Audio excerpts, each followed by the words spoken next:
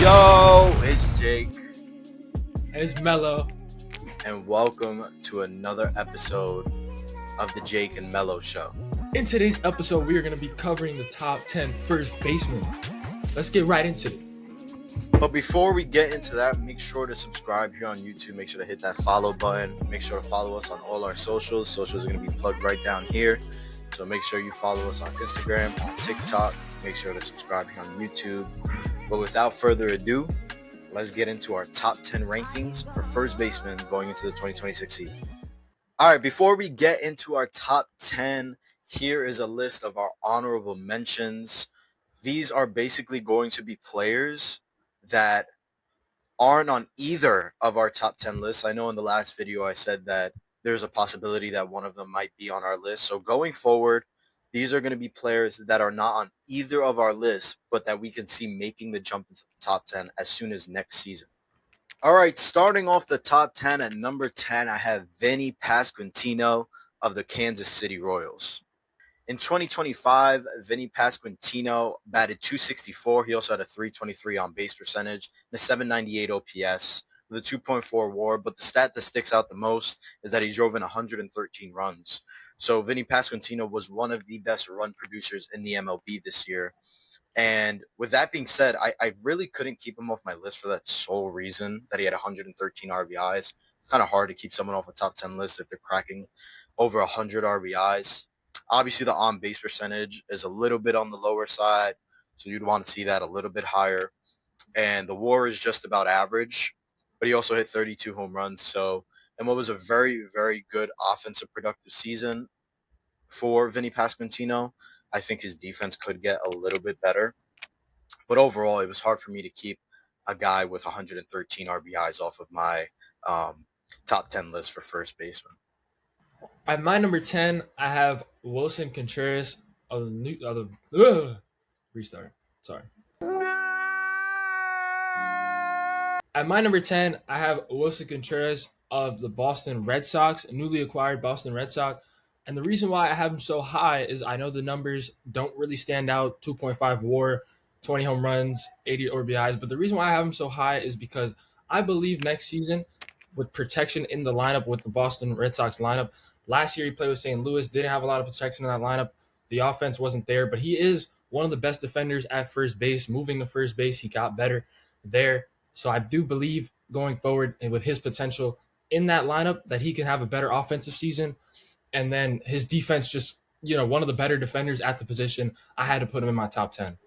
All right, so I had to do this to Mike, so a little bit of technical difficulties. But speaking on Wilson Contreras, I think that him hitting in Fenway Park now, which we know is so favorable to right-handed hitters, is going to benefit him offensively. I personally don't have him in my top 10, but he was literally right there. It was literally between him and Vinny P. I just gave it to Vinny P because of those offensive numbers, but Wilson Contreras is a guy that I can see staying in the top 10 even next year just because he's going to be – obviously, I think the offensive production is going to continue to get better, especially with him hitting in Fenway now. But he's also, like you said, one of the best defenders at first base. So it was kind of tough to keep him out of my top 10.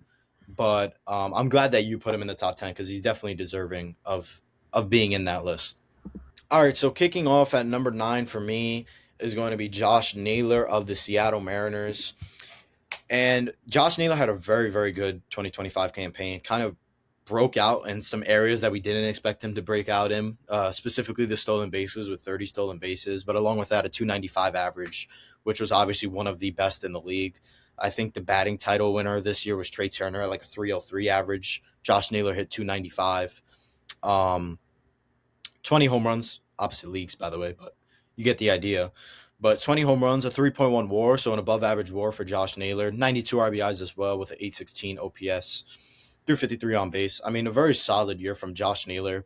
I had to put him in my top 10 because obviously he was just such a good all-around player this year, the impact he had in the postseason. But he was just a great all-around player. Like I said, he ran the bases well, surprisingly, with 30 stolen bases. And he also plays a very, very good defensive first base. So with that being said, it was kind of hard to keep Josh Naylor out of my top 10 just because of how good he was as an all-around baseball player. So Josh Naylor is going to come in at my number 9 spot on my top 10 list. Josh Naylor is a player that I wanted to put on this list, but I just feel like for him and with me, the consistency thing has to be there. I think this was his best season, obviously, in his career, and I just didn't see that in years prior. So he was very mediocre with the Guardians years prior. So with my list and with how I'm going to run these lists going forward, I just want to see consistency from these players. But at number 9, I do have Vinny Pasquantino. This is a guy that Jake had to remind me that he was so good last year because I knew he was so good last year, but when I was making my list and I was constructing my list, I just didn't put him on the list. And then Jake reminded me. I was like, hold on, let me look deeper. 2.4 WAR, 32 home runs, 113 RBI from the first base position. And this is a player, if you take off the Royals, I mean, the Royals are looking at no run production because they have nobody else in that lineup that hits outside of this guy and maybe Bobby Witt. And obviously, I know Bobby Witt's one of the best shortstops in the game. But you take this guy out the Royals, they have no run production. So I had to put Vinny on this list. I originally had Yandy Diaz in this spot, but I think Vinny had a way better season last year. So I had to put Vinny on at this list at number 9. All right, at my number 8 spot, I have Michael Busch of the Chicago Cubs. In 2025, Michael Busch had probably the best season of his career so far. He's put together back to back very good seasons, but I think this one was definitely better, especially when you take into consideration what he did in the postseason as well. But in the 2025 regular season, batted 261. He had 34 home runs, 90 RBIs. He also had an 866 OPS to go along with a 4.6 WAR, which is very good. When it comes to WAR, usually average is around 2 to 4 ish. So he was at a 4.6, so definitely an above average WAR from Michael Busch, and what was a very good season for him and the Chicago Cubs as a team going into the playoffs, and also not being a first round elimination, actually taking down the Padres and then going on to take on the Brewers, who they lost to in the NLDS. But a very, very good 2025 campaign from Michael Busch, and I'm very interested to see what he's going to do in the 2026 season. My number 8, I do have Matt Olson of the Atlanta Braves. He posted a 6 WAR at first base last season, 170 hits, 29 driven in, 272 batting average. So consistent with the bat, even though in a down year for him. And, still 3-time Gold Glover in his career, so the defense is still pretty good. He's a guy I have to keep on this list. He's been a top 10 first baseman throughout his career, so I have to put him on this list. All right, jumping right into my number 7 first baseman going into 2026, I have Rafael Devers of the San Francisco Giants. What was a very weird season for Rafael Devers. Obviously, we know the controversy that was around him earlier in the season when he was with Boston and then getting traded pretty early in the season to San Francisco. And some could argue that this is a very controversial pick because he didn't play a lot of games at first base. Our reasoning behind us putting him in the first base category was that we expect him to probably play first base in 2026. I know they have Bryce Eldridge. There's been some trade rumors regarding him. I really don't think they'll move him. So it's going to be interesting to see what San Francisco does with that situation. But in 2025, Rafael Devers, again, a very good season, 252 average. But the numbers that stand out are the 35 home runs, 109 RBIs, the 851 OPS, the 4.1 WAR, I should say. And Rafael Devers has just cemented himself as one of the best hitters in baseball, and he's been that for years now. And it's hard to keep him off of that list because, like you said, Mello, the consistency, right? The consistency is key, and that's what Devers has been since he got called up in the major leagues. Is one of the most consistent hitters in the MLB. I agree. And I'll speak about him later. But for my number 7, I do have Ben Rice of the New York Yankees. And this is a player that I watched get better last season. 119 hits, 2.3 WAR, still really young. It was his first full MLB season. So I think he can get better. So that's why I have him super high on this list. I know the numbers aren't there with some of the other guys, but I think he can get better moving forward. So I think this is why I have him so high. But he's also a guy who can play catcher. So very versatile there. He can play multiple positions. So I think he's, favorable over some of the other guys that are on this list. All right, at my number 6 spot, just missing out on the top 5, is Matt Olson of the Atlanta Braves. In 2025, Matt Olson had a pretty good year. He had 272. He had 29 home runs, 850 OPS, and a 6 WAR. So obviously the WAR is what's kind of standing out here at a 6 for the 2025 season. Obviously, it feels like we didn't hear as much about Matt Olson in 2025 because of the Braves not playing that well last year.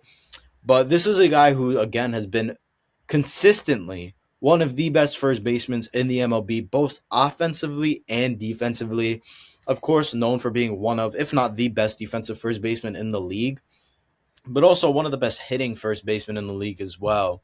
So it's kind of hard to keep him out of the top five, but in the end, he landed at my number 6 spot, just missing out at the top 5. With my number 6, I'm going with Rafi Devers of the San Francisco Giants. And Jake touched on him earlier. Good player. Obviously, the numbers: 4.1 WAR, 135 hits, or 153 hits rather, 35 home runs. And like Jake said, I know we have him on this list as a first baseman. Obviously, he plays third, but all the controversy there. We're just trying to see if he can be productive at first base. If he can be a good defender next year at first base, or just capable, he could be in the top five. But it's just like with everything that happened last year, numbers weren't there because of everything that happened going from Boston to San Fran. It's difficult to stay consistent. But he's one of the best basketball guys. His swing super smooth. He owns the Yankees. So, anyways, I have to put him at 6. I think he could be in the top 5 going forward now. All right, here we go. Kicking off our top 5 first basemen. We're really going to be getting into the best of the best here in the top 5. So I'm going to be kicking it off with Bryce Harper of the Philadelphia Phillies. In 2025, Bryce Harper had a good campaign. He had 261. He had 27 home runs, 75 RBIs, 844 OPS. And what was a good season for Bryce Harper, battled some injuries throughout the way, but this is a guy that obviously we know is one of the best players in baseball. He is a 2-time reigning MVP. He's been in the league for, I believe, 14 to 15 years now, getting called up at 19, I believe. This is a guy that obviously we have known to be one of the bigger names in the MLB for quite some time now. Obviously, he's hitting the later end of his career. I believe he's going to be 33 going into next year. So obviously we're starting to get into the backstage of Bryce Harper's career. A lot of question marks around whether he can go back to being that elite form of Bryce Harper. Something that Dave Dombrowski, the president of the Phillies, has questioned over the course of the offseason. But it seems like Bryce Harper is going to be coming into next year hungrier than ever. And I think that Bryce Harper is definitely a name to watch as going back to being that MVP form of himself in 2026. So look out for Bryce Harper. I really do think that if Bryce Harper would have one really, really, really good year, just one more for the rest of his career, I think the 2026 season would be the season to watch. But at my number 5, I do have a future Hall of Famer. I have Freddie Freeman at this pick. And the reason why I say future Hall of Famer, he's an MVP, 9-time All-Star, 3-time World Series champ. Those numbers alone, I think, just get him in. But the fact that he is up there at 8 and he's still producing, still hitting 295, still with a 3.5 WAR, 164 hits. The fact that he's able to do this, at his age, I think is so impressive. And the glove, whatever, it's not Gold Glove caliber anymore, but I don't know. He's just so all around. He's at his age. It's hard to keep him off the top 5. I have him at 5 because I think there's a lot of guys that are younger than him that could show more next season. Yeah, I'm a little surprised that you had him at number 5. Just for the sole reason that of how consistent that he's been. I thought honestly he'd be a little bit higher on your list. Because I do have him higher on my list. And at number 4, I have a guy that has consistently been one of the best power hitters in baseball. And it hurts me to say this, but at number 4, I have Pete Alonso of the Baltimore Orioles. And I gotta say that it really does feel weird to say. I still can't believe that he's not going to be a Met. But here's Pete Alonso's stats in what was a very, very good 2025 season. Batted 272. He had 38 home runs. He drove in 126 runs He had an 871 OPS to go along with a 3.4 WAR. The question, of course, regarding Pete Alonso is always the defense.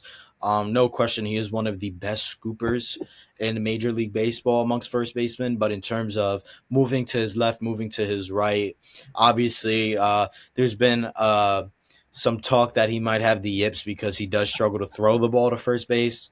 Obviously, a reason why Kodai Senga has been injured in the past. But I mean, you could go through the list: 5-time All-Star, Silver Slugger, Rookie of the Year, 2-time Home Run Derby champion. He is the Mets' all-time leading home run leader. I don't think I said that right, but you get the idea. He's been a Met his entire career, but now just signed with the Baltimore Orioles on a 5-year deal. I expect Pete Alonso to do great things in Baltimore. But with that being said, he's not a Met anymore, but he is at my number 4 spot for the top 10 first baseman going into the 2026 season. Yeah, I can't believe he's not a Met. I had him going back to the Mets. I'm absolutely still shocked. It happened a month ago. I'm still shocked. But Yeah, which by the way, if you didn't see our free agency predictions, go and check those out and see how horrible our picks have been up to this point because we have missed on about 70% of the guys who have signed, and there haven't been a lot of guys to sign. So, still a lot of free agents out there, but I think I had Pete going to Boston actually. So yeah, I predicted that he was going to leave. Not that I wanted him to leave, but kind of got the sense of where the Mets were going. And it ended up happening not to Boston, but to Baltimore. So I guess you could say he's kind of your problem now because he's going to be in the Yankees division. He's going to be facing the Yankees a lot next season. So I guess that's kind of going to be a problem for the Yankees come 2026 and years to come.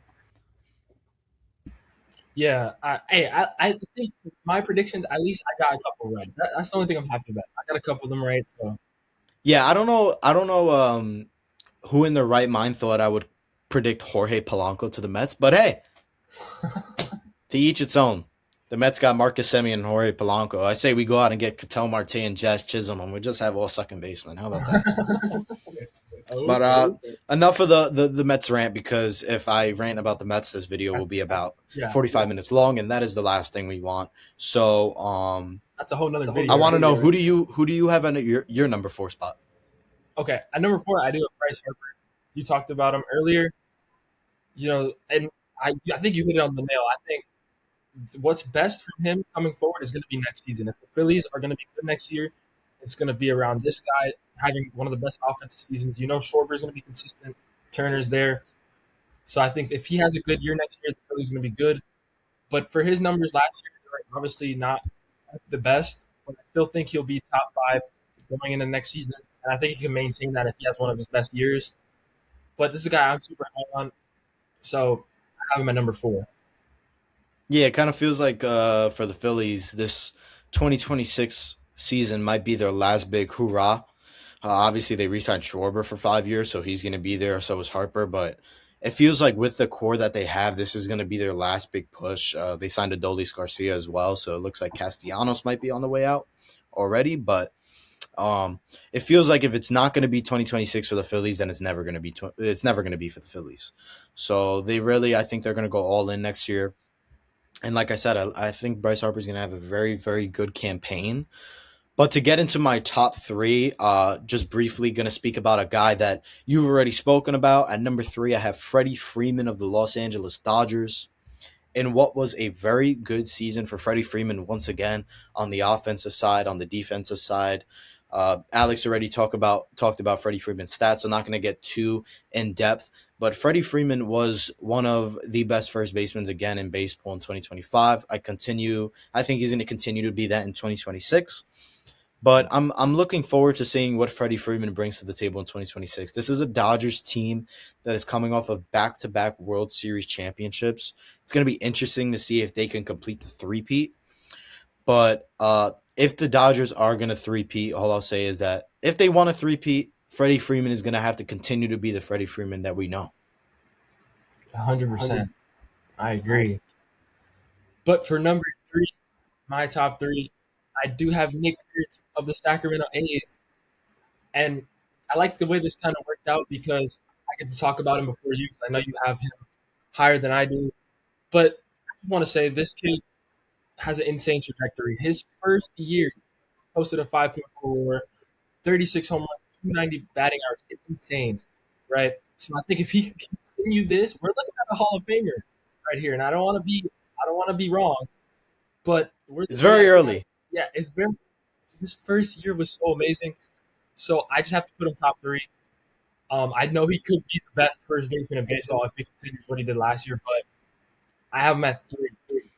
Yeah, and I'm just gonna get straight into it because I want to continue the conversation. I do have Nick Kurtz coming in at my number 2 spot of the Sacramento A's, and the stat that sticks out to me. I mean, obviously the OPS looks crazy, but the fact that he had a 5.4 WAR and 36 home runs in 117 games is absolutely ridiculous. What this guy did last year, he cemented himself as not only one of the best first basemen in the league, but one of the best young superstars that the MLB has to offer moving forward. What he did was absolutely insane in 2025, and I'm looking forward to seeing what he does in 2026 because obviously there's that whole thing with the sophomore slump. Our pitcher is going to learn how to pitch to him, but I don't know if there's a way to pitch to Nick Kurtz because he goes with every single pitch. He's able to pull the ball. He's able to go the opposite way. I mean, what we saw from Nick Kurtz in 2025, I think, is just a glimpse of what's to come. And this is a guy that I truly think that the Sacramento A's are going to build their team around as they transition into Las Vegas in a couple of years. Yeah, 100%. Nick Kurtz is absolutely amazing for the game. He had that 4-for-4 game with what, 4 home runs, and he just missed the fifth one. Like that game was insane. And you're 100% right. He can go the other way. There's just nothing he can't do. Rookie of the Year, Silver Slugger, he's amazing. But my number 2, I do have Pete Alonso for the Baltimore Orioles. Again, like I said, I built my list on consistency. This guy's been consistently a top 5 first baseman. Whether his defense is 100% there, he posts still good seasons offensively, like you said, 30 home runs and all the RBIs. He's just huge for whatever team he's going to be on. I know with the Mets the last 7 years, he was huge for them. But this is a guy that I have at number 2 just because how consistent he was. But again, I know people go different ways, but for Pete, his thing, just be consistent with the bat and try to get a little bit better with the glove. Like you said, he's good at picking, but I think his arm needs to get a little bit better. But still, I'm very high on Pete. I think he's the second best first baseman in the league. And at the number 1 spot, it is none other than Vladimir Guerrero Jr. of the Toronto Blue Jays. He is a 5-time All-Star. He is a home run derby champion. He is a Gold Glove Award winner. He is a 2-time Silver Slugger. He was the ALCS MVP for the 2025 season. He was the All-Star Game MVP a couple of years ago, and most famously for being known as the Yankees' daddy. In the 2025 season, Vladimir Guerrero Jr. had a 292 batting average, 23 home runs, 84 RBIs, 848 OPS, 4.6 WAR. So obviously, I think the thing that sticks out here is the home run. I think Alex is getting flashbacks to the playoffs this year. So let's go into the mind of Mello for a second. I think I just called him Alex. Whatever. What's going on in that mind? Down and gone.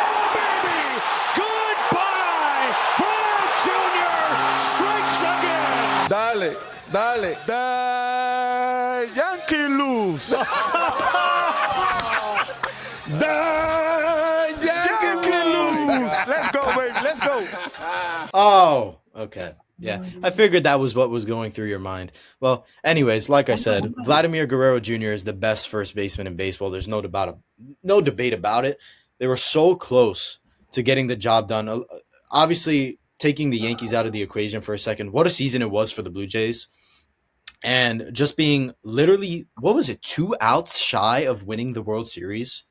Obviously, Miguel Rojas with that game-tying home run. But the main reason they even got to that point was because of Vladimir Guerrero Jr. Although I think the home run numbers were a little bit down. Well, actually, they were down only at 23 home runs. But, I mean, he hit about 10 in the postseason. So I guess that kind of made up for it. But every time he came up to the bat in the postseason, it just felt like he was going to do something big.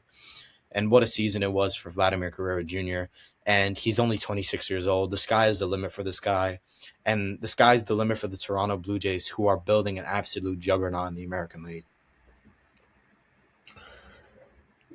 Yeah, you were 100% right on everything you said.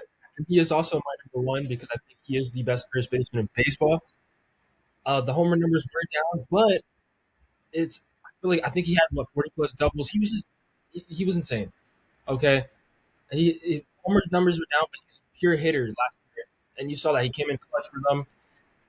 I just feel like the Yankees disc was very unnecessary there. But I think it was very necessary. I think people would agree with me. I think it was very I think it was very necessary to bring up. I was having a great day. I remember we actually I think we were recording a video for the Empire podcast when Vladdy hit a home run and we showed it on the video. I can't remember what video it was, but what a postseason for Vladdy. But I think the Yankee diss was very, very necessary. I take that very seriously. I think it was much needed. I think it was much needed, and I'm looking forward to seeing a lot of that in 2026. But I think that's going to wrap up our top 10 first basemen going into the 2026 season. Here is a complete list of our top 10 first basemen here on the screen right now. So if you want, pause it so you can read our list side by side, compare our lists, and let us know down below in the comment section who you think had a better list. If you have any video ideas, anything like that, always feel free to drop some suggestions. They're always welcome. I had the best. No, I personally think I had the better list. But we'll see. We'll let people decide. We'll let TikTok decide. We'll let the YouTube comment section decide. But with that being said, thank you guys for watching. Make sure to subscribe, hit that bell so you get notified of when we upload, as well as follow us on Instagram, on TikTok. They're right below, so make sure to follow us on there. We're just over 4,000 followers on TikTok and continuing to grow that page over there. But with that being said, thank you guys for watching. We appreciate you guys for stopping by, and we'll catch you in the next video. Peace. Peace. Peace.